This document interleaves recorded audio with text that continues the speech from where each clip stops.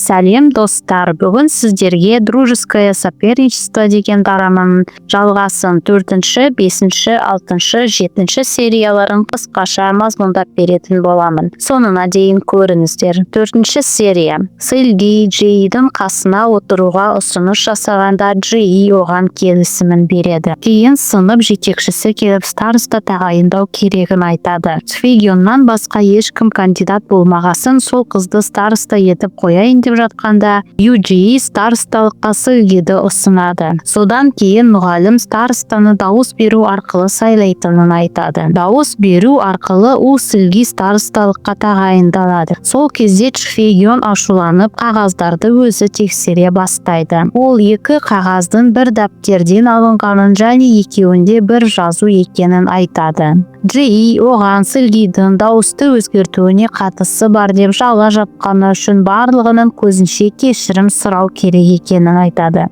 Солай Сфегион ашуға беріліп тұрса да кешірім сұрауға мәжбүр болады. Сылги кешке әкесінің телефонын тағы да ашуға тырысып жатқанда Юджи оған бүгінгі алған атағымды жуайық деп хабарлама жолдайды. Солай екеуі караокеде кездесетін болып шешеді. Джей Сылгидің караокеға кіріп кеткенін көріп қасына келіп қосылып ән айта бастайды. Кейін ол Сылгиді өз үйіне алып келеді. Сөйтіп олар Джейдің бөлмесіне кіргенде Сылги оның бөлмесінің іші судың ортасы секілді екенін байқайды. Джей саяхаттаған сайын судың түбіне сүңгіп, өзін сол жерде қауіпсіз жерде секілді сезінетінін айтады. Сол кезде Джейдің иті кіріп қалады. Оның үстіндегі жамылғысын Сылги өзінің ханшайым болып киген көйлегіне ұқсайтынын айтып, балалық шағында болған оқиғаны Джейға айтып береді. Джей оған оның кінәлі емес екенін айтып жұбатады. Сылги түсінде Джейдің бір түрлі әрекет жасағанын көріп шошып оянады. Сол кезде ол Джейдің телефонына келіп түскен хабарламаны көріп қалады. Онда Ким Мари деген қыз Сылгидан кешірім сұрайтынын, егер Джей бір видеоны өшірсе,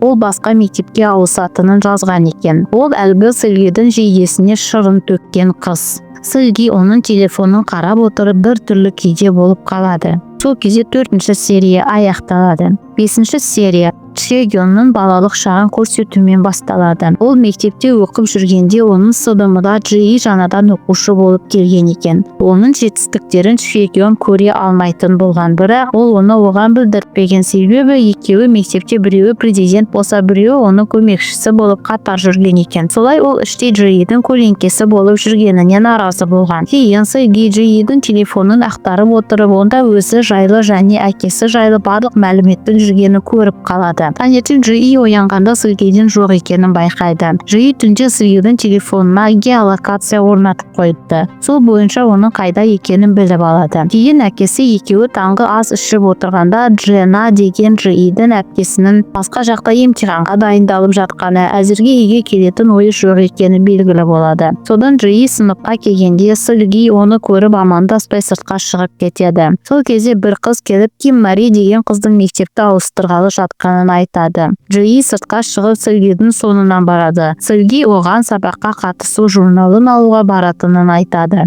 Сол жерде Ким Мари да отырады. Джей Ким Мариға барып онымен дым болмағандай қоштасады. Сыныпта мұғалім оқушылардың өздерін жұмысқа ұсынып жазған эсселарын таратып жатады. Сол кезде тек Сылгидің жазған эссесінің ғана жақсы екендігін айтады. Кейін Сылги жазған жұмысын ешкімге көрсетпей сөмкесіне салып қояды. Біреуі сыныпқа келіп Сылгидің сөмкесінен эссесін алып жатады. Сылги сыныбына келіп оны іздей бастайды. Ери үйіне келіп арфада ойнап отырғанда профессор оған дұрыс ойнай алмағанын айтып, егер оқудың ақшасын төлемесе сабаққа қатыспай-ақ қоюын айтады. Эрида ақша болмағасын, оған өзінің бренд сөмкесін бермекші болғанда Сылгидің жазған эссесіне ұқсайтын бір қағаз көрініп қалады. Профессор сөмкені алып шығып кеткеннен кейін Эри қағазды барып алғанда шынымен де Сылгидің жазған эссесі екен, бірақ ол Сылгидің сөмкесіндегі қағазға ұқсамайды. Кейін сыныпта барлығының қолында Сылгидің жазған эссесінің көшірмесі болады. Оларды Джей қолдарынан жұлып алып ешкімге оқытпайтынын айтады. Сол кезде оны Сылги сөйлесуге алып кетеді. Ол оған алдында телефоннан көрген мәліметтерді көрсетіп түсіндіруін сұрайды.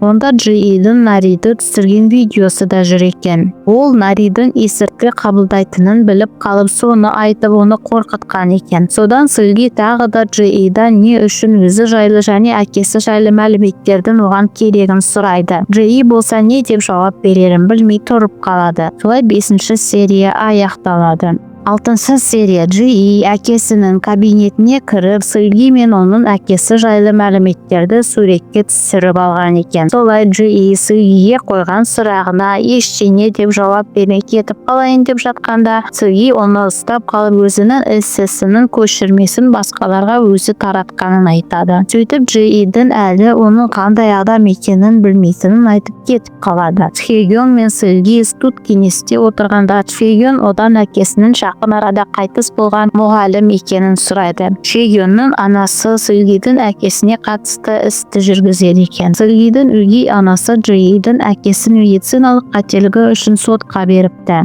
Солай екеуі Джиидің Сылгиға жақындауының себебі сот барысын бейбіт жолмен шешу үшін деп түсінеді. Сылги үйіне келіп, өгей анасының бөлмесін ақтарып бір қағаздарды тауып алады. Қағаздағы жазуларға қарағанда оған біреу күйеуінің өлетінін жазып салаған көрінеді. Кейін тамақ ішіп отырғанда көкейінде өгей анасына қоятын сұрақтар толып жатса да бата алмай қалады да тек оқуға түскенше осы үйде тұруын сұрайды. Сылгидің ішіп жүрген дәрілері таусылып қалып, ол сол дәрілерді алу үшін барлық клиникаларды аралап шығады. Барлығы ол дәрілерді алу үшін ақылы түрде тексерілу керек екенін айтады. Онда болса оған ақша болмайды. Содан оның бармаған жалғыз Джиидің әкесінің клиникасы қалады. Бірақ ол оған бармай бір сайтты тауып алып, сол арқылы алмақшы болады. Сайтта біреуге дәрілер керек екенін жазады. Ол адам өзінің сыныптасы екен. Кейін біреу дәріні алып, екеуі келіскен жерге алып келеді. Ол Джии болып шығады. Джии әлгі қыз екеуі бірігіп дәрілерді сататын көрінеді. Джии оған оның ішіп жүрген дәрілерінен де күшті басқа дәрі әкелгенін айтады. Сылги болса оған дәрілердің керек жоқ екенін айтқанда,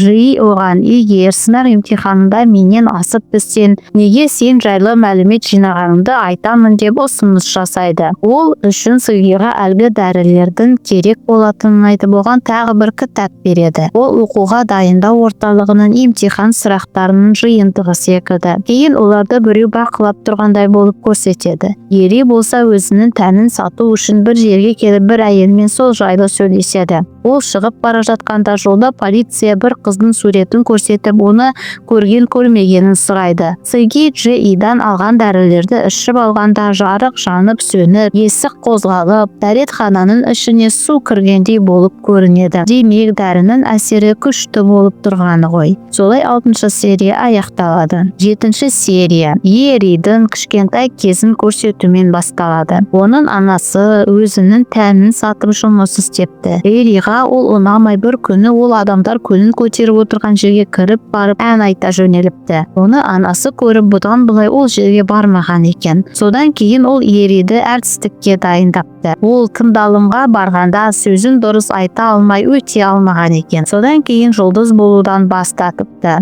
Өзгесін әрбіреу жайлы мәлімет жинап, оларды суретке, видеоға түсіріп алып жүрген екен. Солай ақша тауып отырған секілді. Тіпті Сылгиді да ескі форма сатып алғанда суретке түсіріп алған Ери екен. Ол Джиидің әкесімен кездесіп, әлгі полиция іздеп жүрген қыздың Джиидің әпкесі Джена екенін айтып, әкесінің оны іздеуге салғанын білетінін айтады. Сөйтіп Джиидің әкесі оған бұл жайлы ешкімге тіс жармас үшін үнемі ақша беріп тұратындығын айтады. Бірақ керек кезде Ери да оған көмектесіп отыру керек болады. Кейін сынақ емтиханы басталады. Сылги сұрақтарды алып қарағанда, ол Джиидің берген тест сұрақтарымен бірдей екенін байқайды. Барлығы нәтижесін білуге барғанда Сылги мен Джии екеуі бірінші орында болады. Басқа оқушылар болса бұл нәтижеге наразы болып тұрады. Сол кезде Сылгиға алдында заңсыз дәрілерді алумен айналысатын жігіт қоңырау шалып, мектептің алдында оған қол бұлғап тұрады. Сынып жетекшісі Сылгиға бірінші орын алатынын күтпегендігін айтып, жақсы нәтиже көрсеткен 20 оқушы дәрігерлік тексерістен өтетіндігін айтады. Чхегён өзінің 3-ші орын алғаны үшін ашуланып, емтихан сұрақтарының қағазын жыртып тастайды. Сылги әлгі жігітпен кездескенде, ол Сылгиға пышақ тақап Судже деген қыздан ұсталынып қалғандығын, оған оның қатысы жоқ па екенін білгісі келеді. Сылги Сылгийдин ишине билмейтинин түсүнгесин ол Сылгийга алдында уурлаган эсиртки дарылердин көлөмүн бир аптанын ичинде өтүү керегин айтады. Кийин окуучулар медициналык текшеристен өтүү үчүн Джейдин акесинин орталыгына барады. Сылгий киши дарек анализин тапшырууга барганда Джей ага не керек экенин билетинин жана оолунда бар экендигин жазады. Сылгий орталыктын төбесинде турган Джейга барып, банканы берип, не айтса да сону истеп алган багынатындыгын айтады. Ягни акесине катысты сот отурусунун болмауына өгей анасын көндүретинин айтады. Джей болса Сылгийди ары карай да коргай беретинин айтып, оган жана банка береді. Содан кейін Сылгий Джейга эмтиханнан өзүнүн де биринчи орун алганын айтып, алдындагы усунусту орундауын сурайды. Ягни Сылгий жайлы не үчүн маалымет жыйнаганын. 7-серия аякталады. Драма енді кызык жерине келе жаткан секилди. Келесі шоуубузду жиберип алмас үчүн каналыбызга тиркелип коюңуздар.